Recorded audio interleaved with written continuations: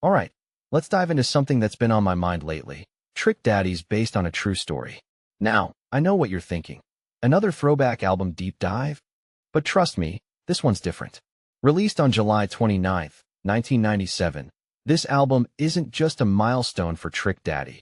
It's a cultural pivot point for Miami hip-hop.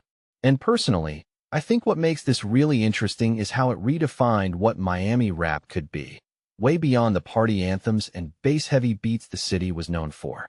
First off, let's talk about the name, based on a true story. It's not just a clever title, it's a statement. Trick Daddy wasn't here to play the game by anyone else's rules. He wasn't trying to be the next big club hit or mimic trends from other regions. No, he was telling his story, raw, unfiltered, and straight from the streets of Liberty City. And that's what immediately stands out to me. In an era where hip-hop was often about fantasy or escapism, Trick Daddy grounded it in reality.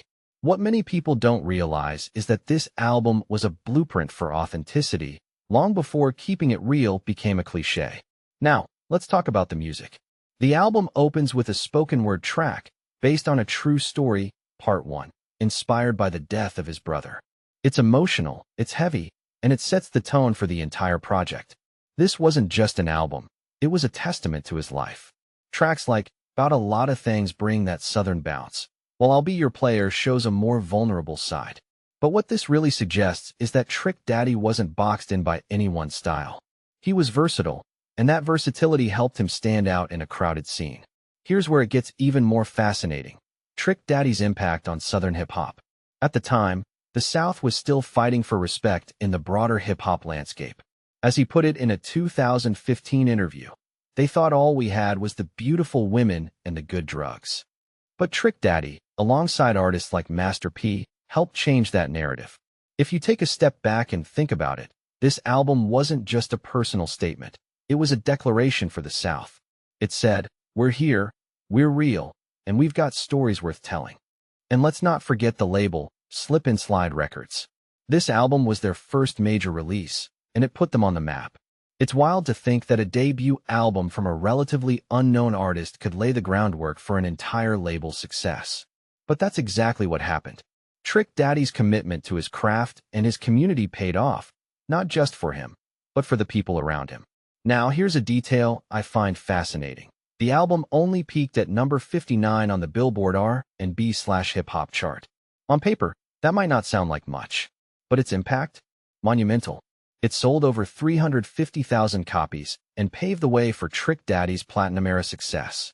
More importantly, it shifted the perception of Miami rap. It wasn't just about bass music anymore. It was about storytelling, about representing the struggles and triumphs of everyday life. In my opinion, what makes Based on a True Story so enduring is its honesty. Trick Daddy didn't sugarcoat anything. He rapped about his problems, his losses, and his experiences in a way that felt relatable. And that's why, nearly 3 decades later, this album still resonates. It's a time capsule of a specific moment in Miami's history, but it's also a universal story about resilience and authenticity. So here's my closing thought. In an industry that often rewards flash over substance, Trick Daddy's debut album is a reminder of the power of truth. It's not just a record, it's a legacy. And as we look back on it today, it raises a deeper question. How many artists today are willing to sacrifice trendiness for authenticity? Personally, I think that's a question worth exploring. What do you think? Let me know in the comments below.